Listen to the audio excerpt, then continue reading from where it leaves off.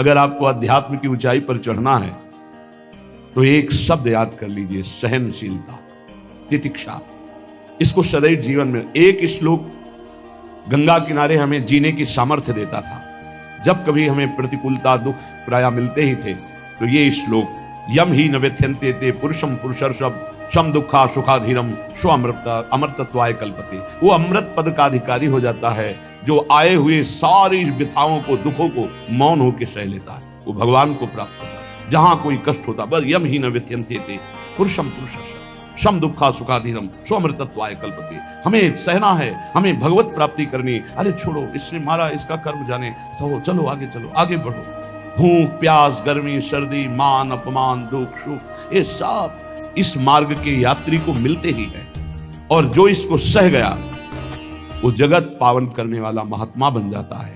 वो मम भक्ति युक्तो भुवनम पुनातु, लोक के लोक को पावन कर सकता है जो भगवान के चरणारविंद में अपने चित्त को अर्पित कर दिया। इसलिए दुख ही हृदयत,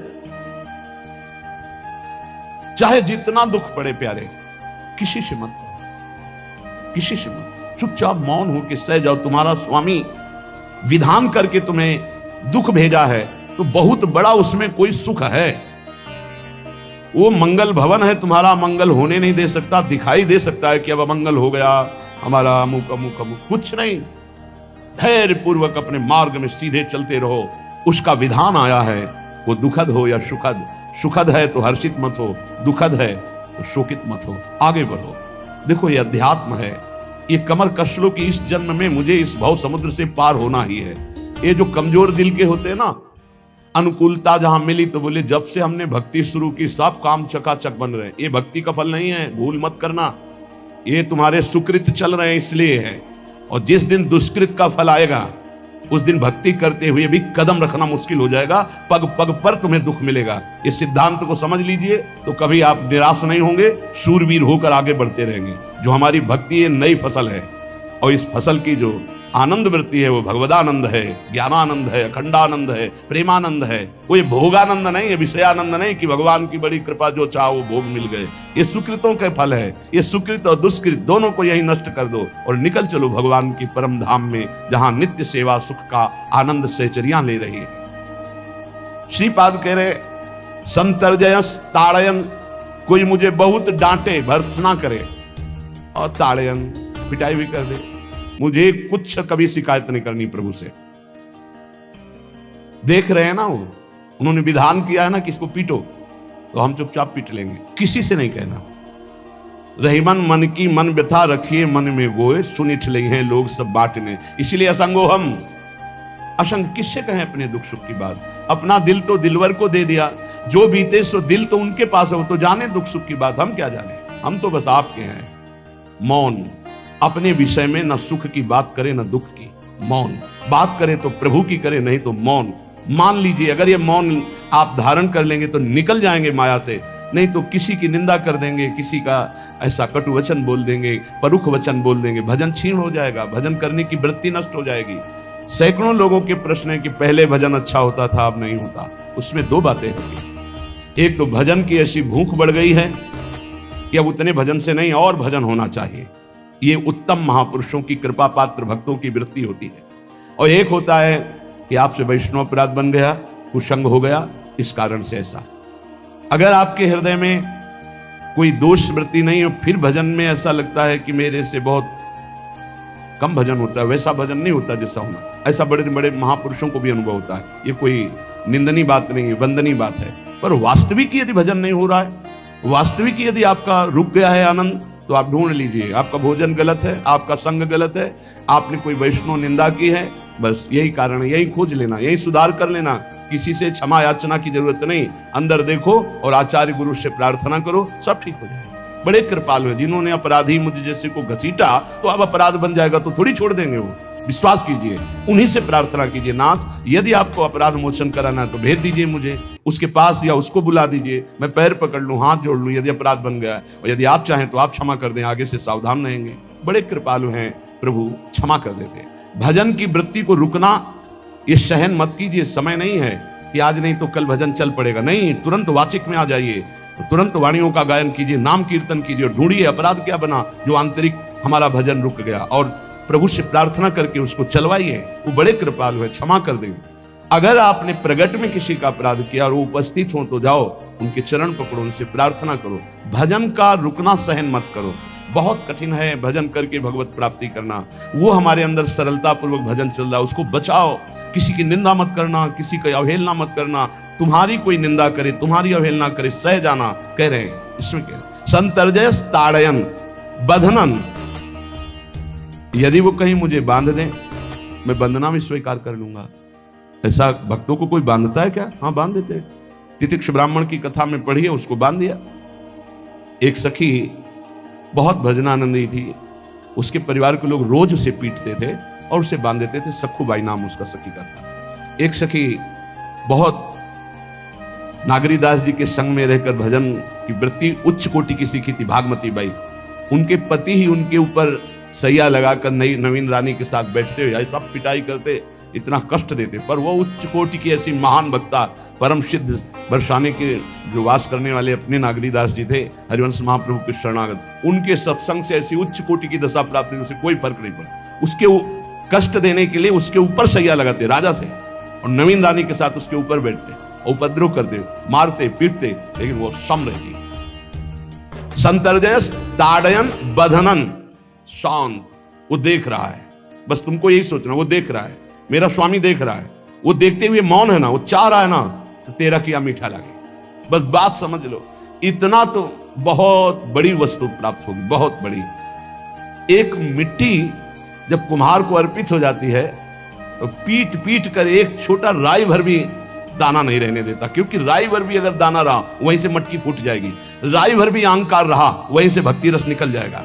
पीट पीट के उसको एकदम बराबर, फिर भी चैन नहीं, जल डाल के रौंदा, फिर भी चैन नहीं, हाथों से मल कर अपने अनुसार बनाया, फिर चाक पे चढ़ाया, जो चाहा आकार दिया, सूर्य के ताप में तपाया, फिर उसको दहकते हुए आवे के बीच में रख के पकाया, फिर उसमें रस रखने लायक क्षमता आ गई उस मिट्टी में। ऐसे ही हम जब संत महापुरुषों को, श्री भगवान को समर्पित होते हैं तो ये सब होगा। रस रखने लायक हृदय तभी होता है जब आवे में तपता है, इसलिए तैयार रहो। तभी नागरीदास जी ने कहा, बड़ो ही कठिन है भजन ढिक डरिबो। एक सूरवीर योद्धा की तरह जैसे उसके अंग घाव से युक्त होते हैं, वो कदम पीछे नहीं आगे ही बढ़ाता है, ऐसे भजनानंदी चाहिए। चाहे मुझे चोर कहा जाए, पतित कहा जाए, गाली दिया जाए, मुझे मारा जाए, बांध लिया जाए, तो भी मैं भगवान पर दोषारोपण नहीं करूंगा। मैं यही निश्चय करूंगा, प्रभु मेरे देख रहे हैं, जोई जोई प्यारो करे सोई मोहि भावे, उनका विधान परम मंगलमय है। अंतः क्लेश मतीव दुस्सह तरम प्राप्नोति नाना विधि। मुझे अंदर से भी बहुत पीड़ा दी जाए, काम पीड़ा, क्रोध पीड़ा, लोभ, बाहर से तो ये दिया जाए और अंदर से भी ये दिया जाए, तो भी हे प्रिया जो आपसे नहीं कहूंगा। प्रेम में कभी सिकवा शिकायत नहीं होती, ना इष्ट से और अपने प्रीतम के विधान से दिए हुए कष्ट को हम दूसरे से कह दें। धिक्कार हमारी प्रीति को, प्रीतम सहावे और मैं दूसरे से शिकायत करूं? नहीं, हर विधान आपका सहो। ये प्रेम है मस्ती का, ये लज्जू पंजू ऐसे काम नहीं है इनके। ये तो देखते हैं पैर धर के, अगर गर्म लगा तो हटा लेंगे, मत रखना गर्म ही गर्म है। और छाती मजबूत करके कि आग पे चलूंगा तो पैर रखोगे तो चंदन हो जाएगा आग में भी। पूरे जीवन की बात कह रहा हूं, पूरे जीवन की। सोचो उस समय जब 13 वर्ष की अवस्था है और घर से निकले थे, कोई साथी नहीं है, कोई समझाने वाला नहीं, और आज इतना जीवन हो गया इसी यार के सहारे हुआ है। इसी यार, ना 1 रुपया कभी था, न रहा है, न रहेगा। प्रेमानंद का 1 रुपया नहीं, प्रेमानंद की 1 वस्तु नहीं, ना रहा ना रहेगा। हाँ, प्रेमानंद की सब वस्तुएं हैं, ना होते हुए भी पूरा विश्व मेरा। क्यों? प्रेमानंद भगवान का है, भगवदानंद को प्रेमानंद कहते, वही संपत्ति। जीवन भर एक ही साथी रहा है, और हे नाथ ऐसी कृपा करना अब दूसरा साथी बने ना। अब आओ तो मृत्यु रूप में ही आओ, और किसी रूप में मत आना। साथी हो तो आपका साथ हो, सर्वहरण करने वालों में मैं मृत्यु हूं, बस उस रूप का इंतजार है। आओ उस रूप में और समेट लो अपनी लीला। बस कभी किसी से शिकायत, कभी किसी ने कैसे हो, आनंद है। नहीं सुना है किडनी खराब है तो सुना ही होगा, कोई दुख नहीं, कोई दुख नहीं। वर्तमान दुख वर्तमान के आनंद से बहुत छोटा है। क्या दुख है? स्वामी के द्वारा दिया हो। ये आप हमारी प्रार्थना मान लीजिए, इस मार्ग में चलने पर जो दुख मिले कभी किसी से कहना नहीं तो प्रीति में कलंक लग जाएगा, वो तुम्हें प्रभु से हटा देगा। नहीं, रहीमन मन की मन व्यथा रखिए मन में गोए, सुनी चले है लोग सब बाट न लिए। ये भगवत मार्ग शूरवीरों का मार्ग। कभी अपनी अंतर व्यथा को किसी से मत कहो। जीवन में अगर कोई हमें कष्ट दे रहा है तो हमारा कर्म है, ना कि कोई व्यक्ति। ये बिल्कुल सिद्धांत तक चर्चा समझ लो। वही व्यक्ति जो मुझे द्वेष करता, वही व्यक्ति जो मुझे कष्ट और दंड देता, वही व्यक्ति प्रणाम करके छाती से लगाकर आंसुओं की धारा से अभिषिक्त किया, तो वो व्यक्ति था या कर्म? जब कर्म भोग हो गया तो वही हृदय से लगा के अश्रुधारा से क्षमा कीजिए, बहुत ऐसा नहीं, आप तो बड़ी कृपा की। व्यक्ति कभी कष्ट नहीं देता, मेरा कर्म उसके ऊपर सवार होकर मुझे दंड देता। इसलिए मैं किससे कहूं? अपनी जबान से दांत कट जाए तो किससे कहूं? ये जो दांत, इससे जबान हमारी पीड़ा को किससे कहूं? अपने हाथ से चोट लग जाए किसको कहूं? ऐसे सब आत्मस्वरूप हैं, हमारा कर्म ही उनके ऊपर सवार होकर हमें दंड दे रहा है। इसलिए भाई श्रीपाद का सिद्धांत जो कह रहे कि अगर भगवत प्रेम प्राप्त करना है तो मुंह बंद। 22 बाजार में कोड़े मारे गए, एक बार भी श्री कृष्ण से नहीं कहा। पूज्य भाई जी महाराज के जीवन कष्टमय, कभी श्री कृष्ण से बाबा नहीं सह पाए। बाबा ने श्री कृष्ण से कहा, श्री कृष्ण चंद्र जी से, ये क्या है, इतना कष्ट क्यों दे रहे हो उनके शरीर को? तो मुस्कुरा दिए, बोले मैं नहीं दे रहा हूं, ये तुम्हारे कर्म का फल भाई जी भोग रहे हैं। ऐसा बोले हाँ। सीधे अस्पताल गए, भाई जी से कहा, ये आप हमारा प्रारब्ध क्यों भोग रहे हैं? तो कहा, आज ये कौन सा खेल रच रहे हो बाबा, क्या बात कर रहे हो? जीव का अपना कर्म भोगना होता है, किसी और का निजीकृत कर्म भोग? तो उनका आप हमको बहका नहीं सकते, हमें परम तत्व से पता चला है कि आप हमारे कर्म। तो हंस दिए भाई जी और बोले, देखो हमें कोई फर्क नहीं, आपको फर्क पड़ता है, आप चढ़ो, जिस साधना की चढ़ाई पर चढ़ रहे हो चढ़ो, मंगलमय श्री कृष्ण तुम्हारी यात्रा को पूर्ण करें। हम तो अस्पताल में पड़े पड़े प्रिया प्रीतम के साथ खेल रहे हैं, कोई फर्क नहीं पड़ रहा। ये बड़े महापुरुषों ने अपने कष्ट की तो बात जाने दो, दूसरों के कष्टों को लेकर भोगाए। हम जरा सा कष्ट आ जाए तो बोले हमारी अंदर श्रद्धा थी अब खत्म हो रही क्योंकि कष्ट आने लगा। उसमें भगवान का क्या दोष है? वो तो बड़े कृपालु हैं कि ऐसे पापात्मा होने पर भी मुझे महात्माओं का संग दिया, धाम का वास दे रहे, नाम जपवा रहे हैं। अब हमारे पूर्व प्रारब्ध हमें कष्ट दे रहे हैं, इस समय भी वो हमें दुलार कर रहे हैं। जीव समझता नहीं, केवल दोषारोपण भगवान और भगवत मार्ग पर कर देता है। इसलिए उपासक को अंतः क्लेश मति व दुस्सहतरम, ये जो आप काम क्रोध से जल रहे हो ना, ये तपस्या है, इसका बहुत बड़ा लाभ मिलेगा।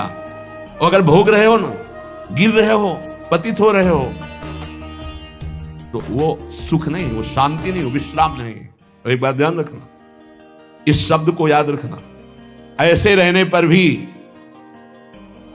हमारे द्वारा जो भी, वो हमारे स्वामी ऐसे लेते हैं, जन अवगुण प्रभु मान न काऊ, दीन बंधु अति मृदुल स्वभाव।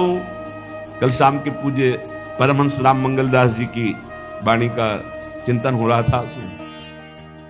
कह रहे कि जो 30 मिनट भगवान नाम कीर्तन कर लेता, मेरी बात पर विश्वास रखना हो, उसको भगवत प्राप्ति होगी। 24 घंटे में 30 मिनट नाम कीर्तन कर लेता है और अन्य समय विस्मरण रखता है, तो 30 मिनट का नाम कीर्तन उसे भगवत प्राप्ति करा देगा। तुम्हें जो पाठ प्रिय हो, 30 मिनट पाठ कर लोगे, भगवत प्राप्ति होगी। कर लो। और बहुत पहुंचे हुए महापुरुष जिनके चरणों में अपार श्रद्धा है, आप लोग तो रात दिन लगे, आपको भगवत प्राप्ति नहीं होगी। चूक हो जाएगी तो जन अवगुण प्रभु मान न काऊ, दीन बंधुअति मृदुल स्वभाव। अग्नि की ज्वाला के समीप रुई का पहाड़ कितनी देर टिकेगा? कितनी देर टिकेगा? उसके ताप में झुलस जाएगा। ये अग्नि की ज्वाला है भगवान नाम कीर्तन, भगवत यश गुणगान। तो जैसे किसी को लगे कि वो नाम जप भी करता है और रुचि पूर्वक पाप करता है, असंभव। नाम जापक रुचि पूर्वक पाप कर ही नहीं सकता, उसका हृदय जलेगा। पक्का आप जप करके देख लीजिए, आप जप कीजिए नाम और फिर आपसे पाप जब बनेगा तो आप फिर हालत अपनी देख लीजिएगा, बार बार हृदय जलेगा। नहीं नहीं नहीं, एक दिन वो नहीं सिद्ध हो जाएगा और आप निर्विकार हो जाएंगे। इसलिए अंतः क्लेश, अगर बुद्धि मति हो, अति अंदर क्लेश आ रहा है, कभी काम आ रहा है, कभी क्रोध आ रहा है, कभी लोभ आ रहा है, कभी मोह आ रहा है, ये आता रहेगा जब तक भगवत साक्षात्कार नहीं होगा। ऐसा मत समझो कि 2-4 महीने जब करेंगे तो हम सिद्ध हो जाएंगे, ये आता रहेगा। ये बहुत भागवतिक शक्ति से संपन्न है विकार, कोई साधारण नहीं है। कि तुम माला जपोगे वो नहीं आएगा, माला जपते समय ही आएगा वो। ये भागवतिक शक्ति से संपन्न, काम क्रोध लोभ मोह तब त्रिभुवन को परास्त कर रहे हैं। ये भगवान के पावर से शक्तिमान है। तुम्हारा अहंकार जब गलित हो जाएगा तो इनका आना ही बंद हो जाएगा। जब तक अहंकार रहेगा तब तक ये आते रहेंगे। तो जो तुम्हारे अंदर जलन हो रही, मत कहो किसी से, सह जाओ, यही तपस्या हो जाएगी, यही भगवान की प्राप्ति का हेतु हो जाएगा। प्रभु के लिए थोड़ा कष्ट सहकर आप आगे बढ़कर देखिए वो कितना आपको प्यार देते हैं। यही कष्ट सहना है, आंतरिक विकारों को सहना, बाहरी प्रहारों को सहना, कभी किसी से ना कहना, ये भक्तों का स्वभाव। मौन, इसीलिए वाणी से मौन, कुछ ना बोलना। हमने एक संत भगवान को देखा, 22-23 वर्ष पहले वृंदावन में कच्चा मार्ग था, एक बोरा रखते थे, पागलों जैसा भेष था। तो जब रात्रि के 11 बजे वापस यमुना किनारे से प्रसाद पाके यमुना किनारे गए, यमुना किनारे से जब लौटते थे उनको देखते थे अकेले वो बैठे, उनकी मुद्रा देख के लगता था भगवदानंद में डूबे हुए। नजदीक बैठे, बोरा उठाया, चल दिया। पीछा छोड़ने वाले थे नहीं, पीछे तो उनका क्या बात है, क्यों पीछे? अब संत वेश हमारा भी तो मर्यादा से ही बोलेंगे, कुछ नहीं, केवल जानना चाहते हैं आपको। तो कालीदह की इधर एक तमाल का पेड़, जो श्वेत रंग का एक वृक्ष है, उसका मुझे नाम नहीं याद आ, गुलर जैसा, और वो तमाल में लिपटा हो, अब भी है। दाहिनी तरफ है ये जो खाली जगह पड़ी ऊंची, जो अपने दाहिनी तरफ बर्फ फैक्ट्री के आगे जाते हैं, उसी के नीचे बैठे। हमने पूछा आपकी स्थिति देखकर मुझे लगता है आप हर समय भगवदानंद में डूबे रहते। बोले जब लगता है तो प्रश्न क्यों करते हैं? हमको आपकी वेशभूषा देखकर। तो बोले जगत से बचने के लिए ये वेशभूषा है। एक बोरा से, जैसे कोई बीनने वाले होते हैं, कबाड़ बीनने वाले, ऐसे बोरा से रखे थे, गमछा लगाए हुए थे, पूरा शरीर खुला, कोई साधु का वेश नहीं, कोई चिन्ह नहीं, और उनकी स्थिति भगवदानंद में थी। उनका ये किसके उपदेश, किस मार्ग के उपदेश, किस इष्ट की आराधना से आपको ऐसी स्थिति प्राप्त हुई? बोले प्रथम पूज्य श्री स्वामी राम सुखदास जी महाराज का सत्संग हुआ, इष्ट देव श्री कृष्ण, इष्ट ग्रंथ गीता, उसी की कृपा से मुझे ऐसा, मैं भारत के हर तीर्थों में वास करता हूँ, भ्रमण करता हूँ, असंग रहता हूँ, और यही वेशभूषा है। बड़ा अंदर से तो भोजन प्रारब्धवशात जो सामने आ जाता है उसे पा लेता हूँ, नहीं आता भूखा रहता हूँ। अगर हम मधुकरी ले आवे कभी, आप इससे तो पालेंगे? बोले दे देंगे तो पालेंगे।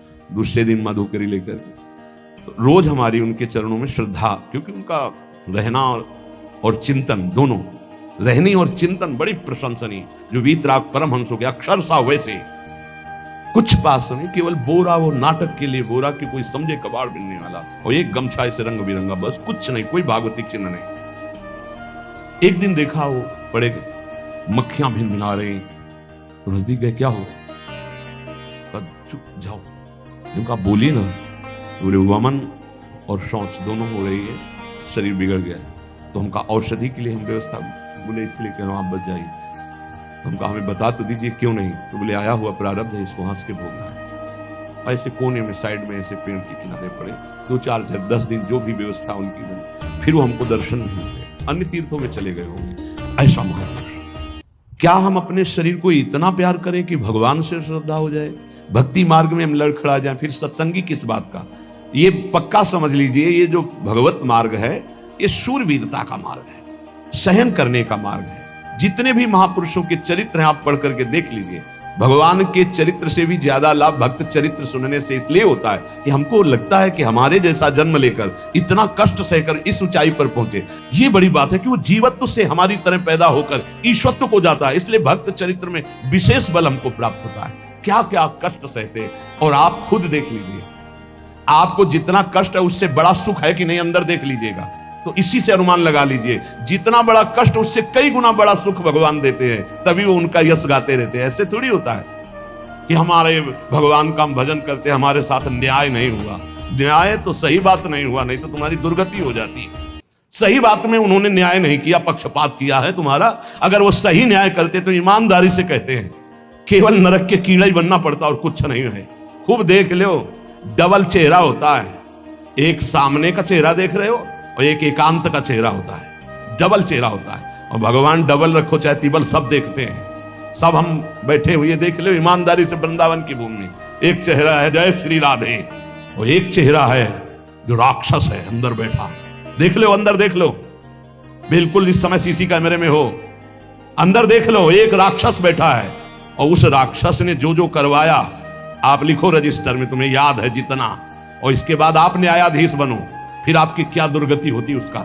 इससे ऐसे होता है, हे प्रभु, तभी त्राहिमाम मचता है, तब उनकी कृपा नजर आती है कि बोले भगवान ने न्याय नहीं किया। हम कहते सच्ची बात तुम कह रहे हो प्यारे, न्याय नहीं किया इसीलिए बचे हुए हो। अगर वो न्याय कर देता, पक्षपात ना लेता तुम्हारा, तब तुम्हारे होश उड़ते, चाहे जो कोई हो, अपना रजिस्टर जांच के देख लो।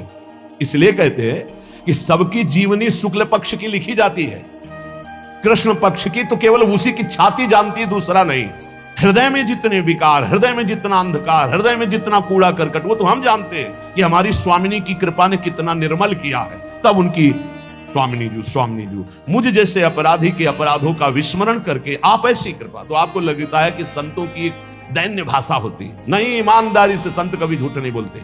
जैसे कह रहे हैं कि मौसम कौन कुटिल खलकामी, तो अंतर ये होता है कि आंख में जैसे थोड़ा पड़े तो बहुत बुरा लगता है, और पीठ में इतना बड़ा तिनका चला जाए तो कुछ समझ में नहीं आता। संतों का हृदय आंख जैसा होता है, थोड़ी सी भी गलती में हाय हाय मच जाता है, धिक्कार है तुम्हारे जीवन को, अपने को तुम क्या समझते हो और क्या है तुम्हारे अंदर विचार। और जो मलिन अंतःकरण वाला था, भारी भारी पाप करके भी उसको पश्चाताप नहीं होता। संत जनों को एक पाप की जरा सी वृत्ति की आभास स्फुरना, वो पूरा पाप नजर आने लगता है उनको, क्योंकि इतना निर्मल हृदय होता है। तो सच्ची कहते हैं कि जैसे घोड़ों की लगाम पकड़े हुए श्री कृष्ण अर्जुन की बैठे हैं, ऐसे अपने भक्तों की लगाम पकड़कर बैठ जाते हैं, तो यात्रा अध्यात्म की ऊंचाई की चलती, किसी की सामर्थ्य नहीं। इसलिए सब भक्त ऐसे तो आपको मिलेंगे। जहां सामर्थ्य की बात है वहां केवल श्री भगवान की कृपा है। इसलिए बाहर की पीड़ा और अंतर की पीड़ा अपने प्रीतम के द्वारा दी हुई मानकर सह जाओ, तो आगे प्रीतम तुम्हारा स्वागत करने के लिए खड़े, पक्का समझ लेना, पक्का। और वो देंगे ये पीड़ा, क्यों देंगे? इसी पीड़ा में पता चलता है कि तुम्हारे मन की सुई किधर जा रही। प्रताप राय जी महाभागवत थे, बड़ा चरित्र है। उनके यहां एक व्यापार चलता था कुल परंपरा से कि आपको अगर रुपए की जरूरत है तो आप अपना स्वर्ण आभूषण या कुछ रख जाइए गिरवी, और रुपया ले जाइए, और ब्याज से तो रुपया दे जाइए, अपने मूल गिरवी ले जाइए जो रख के गए। यही उनकी कुल परंपरा से था। तो उसी के आधार पर वो कुल परंपरागत कर्म कर रहे थे, निरंतर नाम जब भगवत आराधन में मगन। अब नाम जब भगवत आराधना और ईमानदारी से कार्य, तो बड़ा सब खूब धन संपत्ति, बहुत आनंद, और भक्तजनों के खूब भोजन होते, भंडारे होते। तो जो चिढ़ने वाले जलने वाले लोग हैं वो जलते थे कि करता तो ये कुछ है नहीं, खूब जय जय मच रही है चारों तरफ, इसको नष्ट किया जाए। ये किसने बीज बोया? अरे बोले दुष्ट स्वभाव ने। नहीं नहीं नहीं नहीं, भगवान ने। किनको उस्काया? डंडे को। क्यों? अब झंडा फहराओ मेरे भक्त के यश का। उनके हृदय में जलन हुई। वहां का काजी और मिल गए 3 लोग, और उन्होंने कहा कि इसको नष्ट किया जाए। बोले बस आप सहयोग दो, नष्ट तो पक्का। बोले कैसे? बोले प्लान तो सब हमारा बन गया। अब झोली में कंकड़ भरे। प्रताप राय जी, बेटी का ब्याह है, 10,000 मुद्रा चाहिए। बोले गिरवी? बोले है स्वर्ण मुद्राएं। अब वो इतने ईमानदार, विश्वास, बोले बॉक्स रखा रहता है उसी में रख दो, दस्तखत करो, 10,000 रुपए लो, ब्याज सहित दे जाना, अपना ले जाना। थोड़ी देर बाद दूसरा आया ऐसी, फिर तीसरा आया, वो तो उनका व्यापारी था। 5 दिन बाद वापस आया और काम बन गया, ब्याज सहित ये रुपए लो, हमारा आभूषण वापस करो। बोले जहां रख गए थे वैसे उठा लो। बॉक्स से उठाया ऐसे। अरे देखो कितना नाटक करता है, माला जपता है, भगत बनता है, हमारे स्वर्ण आभूषण हटाकर कंकड़ पत्थर भर दिए। अब लोग तो आश्चर्यचकित हो रहे थे कि ये भगत जी तो ऐसे है नहीं। इतने में दूसरा आया, उसने भी वही नाटक शुरू। तीसरा आया, उस अब तो पक्का हो गया कि पाखंड करता है। लोगों की श्रद्धा को कपूर कहा गया है। कपूर ऐसे बाहर रखो ना तो उड़ जाता है ना, ऐसे ही श्रद्धा है। अगर उसको आप मजबूती, विश्वास की मजबूती में नहीं रखोगे तो श्रद्धा उड़ जाएगी। अब तो सब कहने लगे कि प्रताप राय तो बहुत ही पाखंडी निकला। अब हाहाकार मच गया। इसके बाद काजी, वो तो सब मिले हुए थे, काजी ने बादशाह के सामने बात पेश की। काजी के इशारे से बादशाह ने हुक्म दिया इनको बंदी बना लिया जाए, सारी संपत्ति जब्त कर ली जाए। अब राज सैनिक बंदी बना लिए प्रताप राय जी को। सारी संपत्ति जब्त होने लगी तो उन्होंने अपनी पत्नी से इशारे से कहा, ठाकुर जी लो, भाग जाओ अपने मायके, ठाकुर जी को बचाओ। ऐसी स्थिति में याद क्या है? ठाकुर जी को बचाओ, उनका भोग राग चलता रहेगा, हम तो जेल में कष्ट भोग लेंगे। ऐसा ही हुआ। वो पीछे की खिड़की से अपने ठाकुर जी को लेकर सब तहस नहस हो गया। ब्लैक सेना साहब नष्ट भ्रष्ट कर दिया, बंदी बनाया, उनको ले गए जेल में डाल दिया। कुछ लोगों ने कहा कि महाराज अभी ठाकुर जी अष्ट धातु के हैं, बहुत महंगे हैं, उनकी पत्नी इसीलिए लेके भाग गई है। मायके से पत्नी को भी बंदी बनाया, ठाकुर जी को भी संपत्ति के रूप में जब्त किया, और जहां संपत्ति थी वहां गोदाम में ठाकुर जी को ऐसे जैसे संपत्ति डाल दी वैसे डाल दी। जब पत्नी नजदीक हथकड़ी बेड़ियों के सहित और वो तब एकांत जब हुए तो उनका प्रभु आज तक मैंने कभी आपसे मांगा नहीं और कोई शिकायत नहीं की, बस एक कष्ट है इस समय कि आपको गोदाम में डाल दिया गया है, हम प्राणों से अधिक आपको प्यार करते हैं, आपको भोग नहीं लगेगा, आपकी सेवा नहीं होगी, ये हम बर्दाश्त नहीं करेंगे। प्रभु कुछ उपाय करो जिससे आपकी सेवा, अगर हमें ये पता भी चल जाएगा कि आपको भोग लग रहा है तो आजीवन हम पति पत्नी को जेल में रखो, मुझे कोई कष्ट नहीं। प्रभु ये सब कुछ हुआ, मुझे कोई कष्ट नहीं, आपको भोग नहीं लगेगा, इस बात से मैं जीवित नहीं रह पाऊंगा। भगवान देर थोड़ी लगी युगल सरकार गलवैया दिए हुए, इस स्थिति में भी तुम्हें मेरी चिंता है, तुम्हें अपने अपमान की, अपनी संपत्ति जब्त की, अपने जेल की दुख की कोई चिंता नहीं, मेरी चिंता है। वही साक्षात्कार हुआ।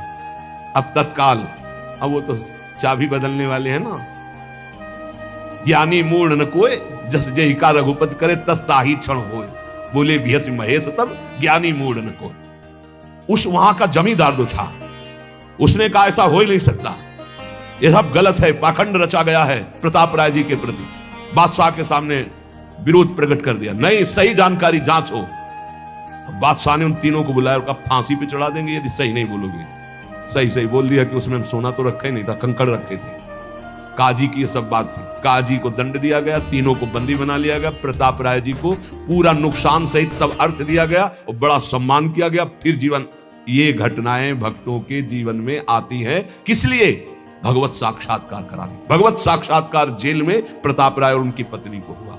इसलिए उपासक को कितनी भी परिस्थिति कष्ट की आवे, वो तुम्हारे आनंद का वर्धन करने वाले बनेगी, विश्वास रख लीजिए। बस किसी से सहयोग मत मांगना और किसी को अपनी बात मत कहना। प्रताप राय जी ने किसी से भी नहीं कहा, कुछ भी नहीं बोले, केवल प्रभु से कहा कि आपकी सेवा अगर हमको कान में सुनने को मिल जाएगी कि आपका भोग लग रहा है तो मुझे कोई कष्ट नहीं होगा, लेकिन ये मैं नहीं सह पाऊंगा कि आप गोदाम में से, क्योंकि मैं जीवन भर आपको दुलार करता रहा हूं प्रभु। अब वही भगवत साक्षात। तुम्हारी सुई कहां जाती है मन की? कष्ट की स्थिति में कोई मित्र, कोई रिश्ते नातेदार, कोई पावर काम आता है या भगवान की तरफ जाए? अगर भगवान की तरफ तो जीत गए, और अगर संसार की तरफ ऐसे भी मिलने, आप बिल्कुल फोन कर देना, हम तुम्हें अमर कर देंगे, नहीं फाड़ के फोन नंबर फेंक देना कि हम रखेंगे भी नहीं ऐसा नंबर। जब कोई नंबर नहीं होता तब हरि का नंबर लगता है। जिसके पास किसी का फोन नंबर नहीं होता उसका हरि का नंबर लगता है। ध्यान दे दो, कलयुग है इसीलिए सबके पास नंबर भेज दिया है। सबके पास नंबर है क्योंकि हरि से फोन नहीं कर सकते। हरि का फोन जानते हो कैसा होता है? जब आर्थ होकर अनाथ भाव से असरण कोई नहीं मेरा, तब हा वो फोन नंबर भाव से मुझको पुकारे तो भाव से बेड़ा पार है। भाव पूरित टेर ही करती मुझे लाचार है। भाव बिना भगवान आवाजें नहीं सुनते, भाव सुनी पुकार भगवान नहीं सुनते। भाव कब आता है? बाजार में थोड़ी मिलता है। किसी से हमारा संबंध नहीं। ये जीतना है तो ये बातें पकड़ लो सत्संग की। कोई विपत्ति दुख आने पर अगर किसी का नंबर आपको याद आवे कि अगर हमें विपत्ति आएगी तो कौन सा नंबर याद आएगा? बोले अमुक का, उसको डिलीट कर दो। नहीं, अमुक का नंबर नहीं रखेंगे हम, श्री जी का। श्री जी का नंबर क्या है बताया तुम्हें? क्या है?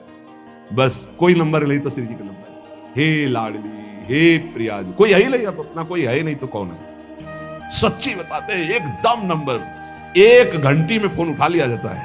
1 गजेंद्र ने जब देखा कि कोई मेरा सहयोगी नहीं, हरी जी नहीं पहुंच पाया, काम हो गया। हरि पूरा नहीं कर पाए, काम हो गया। गोविंद यही प्रकट हो गए, वस्त्रावतार। ये नंबर है हरि का। जब तक पांडवों की तरफ, भीष्म की तरफ नंबर नहीं लगा, दांत तक पकड़ा नंबर नहीं लगा, और जब छोड़ दिया कहा गोविंद, बस नंबर लग गया। ये है भगवान को पुकारना, ये है भगवान तक आवाज पहुंचाना। कोई हमारा नहीं, यही तो हमारी साधना है। और यहां मान नंबर लिखे चले जा रहे हैं, व्यवहार बनाए चले जा रहे हैं, डायरी बनाए चले जा रहे हैं, इतने नंबर। अरे ये सब क्या करोगे? ये सब नरक पहुंचाएंगे नंबर। एक केवल हो हरि शरणम, बस सब काम बन जाएंगे। बोले नहीं, सहयोग होता है। इससे क्या सहयोग होता है? अगर बात बिगड़ जाए तो अंग रक्षक सूट कर देता है, और कौन? अंगरक्षक ही सूट कर देता है। अगर वो चाबी बदल जाए ना तो रक्षक ही भक्षक बन जाता है। किससे रक्षा चाहते हो? जो काल का भी शासन करने वाला है उससे रक्षा चाहो। देखो सच्ची बात, ये केवल प्रवचन नहीं कर रहे, हृदय की बात कह रहे। मान लीजिए मेरे प्रभु ऐसे कोई महान नहीं है, वो जिसको महान करते हैं वही महान हो जाता है प्यारे। ऐसे हाथ हटा ले तो सब हान ही हान है, कोई महान ही नहीं है, महान नहीं। वो हटा ले तो बस उन्हीं से महान है। सच्ची कहते हैं उन्हीं से बहाल है।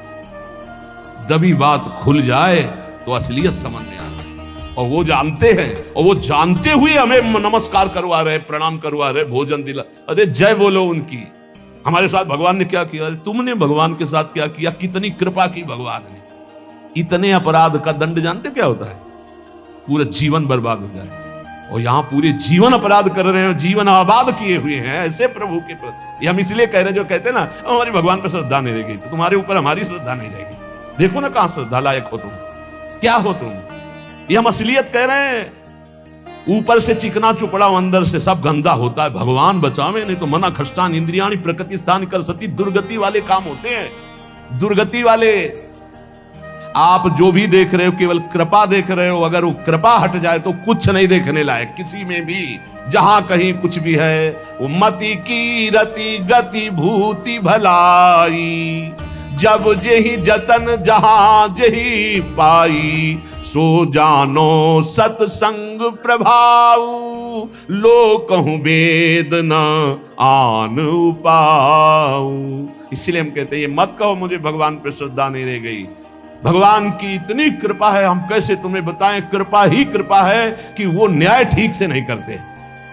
किनके साथ? एक बार जो कह दे राधा, एक बार हरि, एक बार कृष्ण, तो पक्षपात ले लेते हैं। अगर पक्षपात न लेते, ठीक से न्याय करते तो करोड़ों कल्प रो नरक मिलता, फिर भी उद्धार नहीं होता। ऐसे आचरण सबके अंदर है। देख लो, 15 मिनट के अपराध से जीवन भर आपको भारत की जेल में सड़ना पड़ेगा।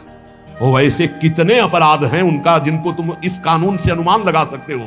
वैसे कितने अपराध किए, लेकिन स्वामी ने कभी एक चाटा नहीं लगने दिया और निकाल करके आपको परम पद की तरफ ले जा रहे। कृपा नहीं दिखाई दे रही? तुम सत्संग, नाम जप, भगवत यश गायन, भगवत लीला, भगवत धाम, ये तुम्हारी साधना का फल है क्या? ये कृपा का फल है। तुम अपने को देखो और कृपा को देखो तो यही बलिहारी जाएगी। जास कृपा नहीं कृपा आघाती। जिनकी कृपा कृपा करने से आघाती ही नहीं है। इसलिए अंतः क्लेशमति व दुस्सहतरम प्राप्नोति नाना विधि। नाना विधान से यदि अंतर बाहर कष्ट मिले तो चुपचाप सह जाना। राधा राधा राधा, आगे बढ़ोगे तो भगवत प्राप्ति हो जाएगी।